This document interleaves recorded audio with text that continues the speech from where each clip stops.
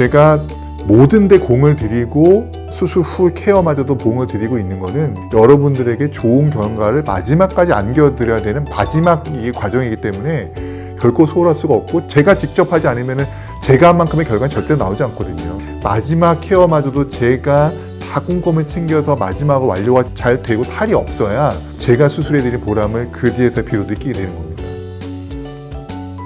안녕하세요. 가슴 수술의 진심인 성형외과 전문의 최규진입니다. 원장님, 안전의 진심에 대한 영상이 올라가고 많은 분들이 관심과 댓글을 달아주셨는데요. 네, 그중 몇 개의 댓글 읽어드려 볼게요. 선생님의 고민과 고집, 완벽한 수술을 위한 노력에 감사드립니다. 덕분에 회복 잘하고 있구나 다시 한번 생각합니다. 안녕하세요 원장님. 바빠서 영상을 자주 못 보다가 오늘 영상을 보면서 정말 감동이고 존경의 마음이 절로 드네요. 정말 어느 정도 자신감으로는 어려운 일인 것 같아요. 심지어 헤어 디자이너도 양쪽 머리를 턱 옆으로 길이를 재가면서 자르는데 하물며 사람의 가슴을 한쪽 완벽히 끝내고 반대쪽도 똑같이 해주실 자신감, 정말 멋진 뿜뿜이세요. 요즘 갑자기 너무 추워졌는데 목감기 조심하시고 레이저 치료 때 뵐게요. 선생님께 수술 받았는데 이렇게 해주신 줄 몰랐어요. 덕분에 1년 다 되어 가는데 너무 편안하게 잘 지내고 있어요. 감사의 마음 항상 갖고 있어요. 건강하셔요. 아이고, 예, 감사합니다. 네, 이분들의 댓글에 제가 아마 또 다 답변을 드렸던 걸로 저는 기억하는데 너무나 감사하고, 이 안전에 대한 이야기는 사실은 저희가 여러 번 다뤘던 주제인데 이번 영상에 또 굉장히 많은 반응을 보여주셨고 많은 칭찬을 받았습니다. 환자분들이 특히 이 수술에 대해서 안전에 굉장히 관심이 많으시고 걱정도 많으시고 많이 고민하고 계시는구나를 다시 한번 또 깨닫게 되었고, 지난번 영상이 수술실을 어떻게 어떤 오염물질에 노출되지 않도록 얼마나 철저히 관리하는지, 뭐 이런 그 시설에 관련된 내용, 그리고 멸균 소독 이런 걸 어떻게 저희가 하고 있는지 이런 내용을 좀 말씀드렸는데, 그거는 크게 나눠보면은 수술의 그 환경을 말씀드린 거예요. 안전한 수술을 해드리기 위한 또 다른 주제는 그러면 그런 환경 하에서 누가 수술을 하느냐에 대한 또 주제를 말씀드리고 싶고, 그렇게 수술이 끝난 다음에 그럼 여러분들은 어떻게 하셔야 되느냐, 이런 이제 나머지 주제들에 대해서 오늘 말씀을 드려보고 싶습니다. 1탄에서 감염을 최소화하기 위해 한쪽 가슴을 먼저 완성한 후 반대쪽을 진행하신다고 말씀하셨잖아요. 이건 그만큼 원장님께서 많은 수술 경험과 노하우, 그리고 확실한 자신감을 가지고 계시기 때문에 가능한 방법이겠죠? 네, 한쪽을 먼저 다 완벽하게 마무리하고 더마본드까지 붙여서 완벽하게 끝내고 반대쪽을 시작하는 게 이 수술을 하는 모든 의사들이 그렇게 할 수 있는 건 아니에요. 왜냐하면 한쪽을 완벽하게 끝내놓고 반대쪽 이걸 거의 맞출 수 있다는 거는 대단한 노하우가 있고 경험치가 쌓여있고 수술에 대한 자신감이 있지 않으면 이렇게 못하거든요. 여기도 미완성인 상태로 두고 이것도 해나가면서 맞췄더니 이거 안 되겠네, 좀 더 줄여야겠네, 이것도 안 맞네, 여기가 찌그러졌네, 이거 풀고 뭐 이렇게 해서 양쪽을 다 맞춰 가려고 하거든요. 그래야지 이제 맞춰져 갈 가능성이 높으니까 대부분 양쪽을 막 건드리거든요. 근데 그렇게 되면은 사실은 리스크가 더 올라가요. 그러니까 경험이 부족하면은 그렇게 해서라도 맞춰가야겠지만 여러분이 좋은 건 아니에요. 그래서 어느 쪽을 먼저 시작하고 닫을 거냐는 또 굉장히 잘 판단해야 되는 거고 굉장히 중요한 노하우인데, 어쨌든 먼저 할 쪽을 선택하고 그거를 어떤 방법으로든지 해놓고 반대쪽을 맞추는 거 굉장히 중요한 프로세스고, 수술을 안전하게 잘 하기 위해서 제가 반드시 그걸 실천하고 있습니다. 안전한 수술을 위해서는 경험이 많은 의사가 수술을 하는 것이 중요하다는 거죠?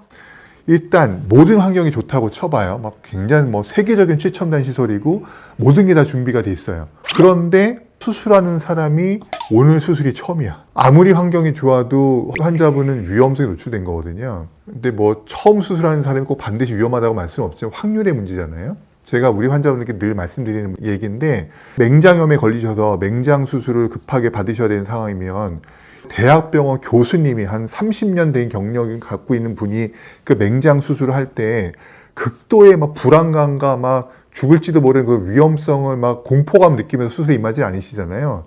그냥 잘 될 거라고 믿으시잖아요. 근데 똑같아 맹장염인데 그 수술을 집도하게 된 의사가 오늘 메스를 처음 잡아본, 외과 수술을 처음 해보게 되는 레지던트 1년 차가 처음으로 집도를 하는 날이라고 생각을 해보세요.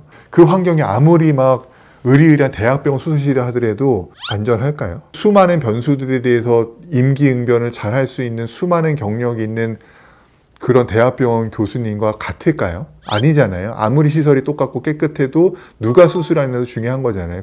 그러시면 안 되겠지만 큰 중병에 걸리셨다고 생각해 보세요. 어딜 가시겠습니까? 집 앞에 있는 상가에 있는 조그만 의원을 찾아가실 건 아니잖아요. 막 그냥 몇 시간을 걸리고 몇 달을 대기하고 진료 대기를 막 3시간, 4시간 하더라도 유명한 대학병원이나 큰 종합병원 찾아가시잖아요. 그런 불편함을 감수하신 이유는 뭐죠? 내 중한 병을 경험이 되게 많은 아주 유명한 의사가 치료해 주기를 기대하시고 그 수고를 다 감내하시는 거잖아요. 그만큼 경험이 중요한 건 여러분들도 이미 알고 계세요. 근데 아무리 경험이 많고 너무 실력이 출중한 사람이어도 아주 지저분하게 관리가 되고 있고 막 수술 기구도 더럽게 관리가 되어 있고 막 깨끗하게 관리가 되지 않은 상태에서는 아무리 유능한 의사여도 그 수술 위험해지는 거잖아요. 그러니까 다 조합이 맞아야 되는 거거든요. 그래서 여러분의 수술은 경험이 많은 의사가 좋은 환경에서 수술할수록 안전해지는 겁니다. 제가 해외 초청을 받아서 많은 학회에 나가서 제 수술을 발표하고 있다고 여러분께 말씀드렸잖아요. 아이삽스가 터키에서 열린 적이 있어요. 튀르키예죠. 거기에 가서 아주 좋은 발표를 하고 열기구를 타러 갔거든요. 그럼 이제 그 열기구를 운행해주는 이제 가이드가 있어요. 그런 사람이 이제 막 탑승 인원 체크하고 막 인사를 나누고 이러거든요. 그래서 몇 시에 출발할 거고 뭐 이렇게 타면 된다 얘기하는데 여러분께 이제 드릴 말씀이 있다. 근데 This is my first flight. 이게 자기 첫 비행이래요, 오늘. 그 외국인들이랑 뭐 저를 비롯한 막 웃고 막 그랬는데 그러니까 첫 비행이 아닌 거죠, 사실은. 나중엔 당연히 나 이거 뭐 첫 비행 아니고 뭐 이걸 뭐 몇천 번 해봤고 이거 열기구만 내가 지금 10년째 이거 하고 있는 뭐 사람이고 막 나중에 제대로 인사를 해요. 그 열기구도 누군가에게는 첫 비행인 게 있었을 거 아니에요. 그날 만약에 그 열기구 타는 사람한테 This is my first flight 얘기했으면은 얼마나 진짜 긴장했겠습니까? 수술도 마찬가지예요. 그러니까는 의사들이 경험치가 다 다르잖아요. 제가 사실은 경험이 별로 없으다라고 말을 하는 의사는 없어요. 경험이 없어도 많은 척을 하려고 하죠. 막 프로필을 늘린다든지, 막 광고를 많이 한다든지, 뭐 그런 것들을 하고 있는 거죠. 그거를 발견해내시고 판단하시고, 그럼에도 불구하고 난 그래, 오케이, 그래도 잘할 것 같아라고 판단하시는 건 여러분의 몫인 거예요. 아, 경험이 좀 짧은 의사보다는 난 많은 의사 택하겠다. 이것도 여러분의 몫인 거죠. 근데 수술이 안전하게 잘 될 확률은 누굴 택하는지가 너무나 자명한 거잖아요. 그걸 판단할 수 있는 자료는 사실은 굉장히 많고요. 그거를 구별하실 수 있는 방법은 제가 너무나 수차례 많이 말씀드렸어요. 그런 것들은 여러분들이 잘 숙지하시고 여러분이 잘 판단하셔야 되는 몫입니다. 전신 마취를 안전하게 진행하기 위해서는 마취과 전문의 상주가 당연한 부분이겠죠? 자, 환경이 기가 막히게 좋아요. 막 최첨단 시설이 있고 너무너무 깨끗해요. 그리고 시술 기구도 막 다 일회용으로 쓰고 너무너무 좋아요. 거기에 그런 수술방에 진짜 경험이 많은 성형외과 전문의가 딱 들어서 수술해요. 다른 하나의 요소가 더 필요해요. 경험 많은 마취과 전문의가 필요한 거죠.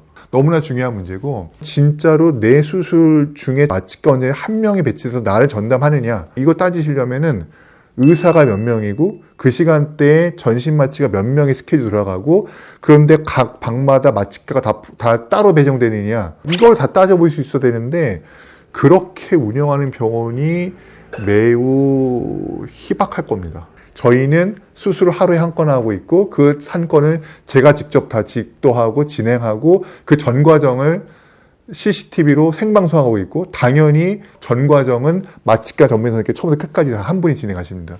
이거보다 확실한 상주가 없잖아요. 이렇게 할 수 있어야 진짜 상주인 겁니다. 안전하게 수술을 마친 이후에 네. 사후 관리도 굉장히 중요하잖아요. 원장님께서 직접 수술 후 관리까지 챙기시는 이유가 있으신가요?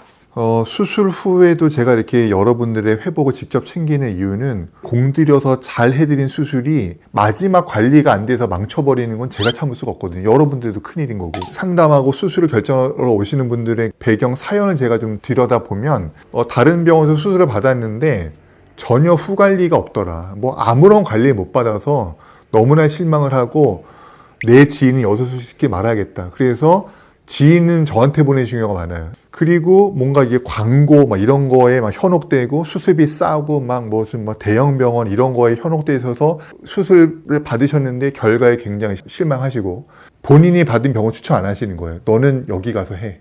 뭐 이런 경로로 오신 경우가 굉장히 많거든요. 이런 경우가 너무 많은 걸 보면은 후 관리마저도 철저하게 하는 경우가 별로 없구나. 또 그럴 수밖에 없는 게 비용이 굉장히 저렴하고 막 돗대기처럼 수술을 많이 하고 막 하루에 여러 개가 돌아가야 되는 병원이 후 관리를 열심히 해드릴 여지가 될까요?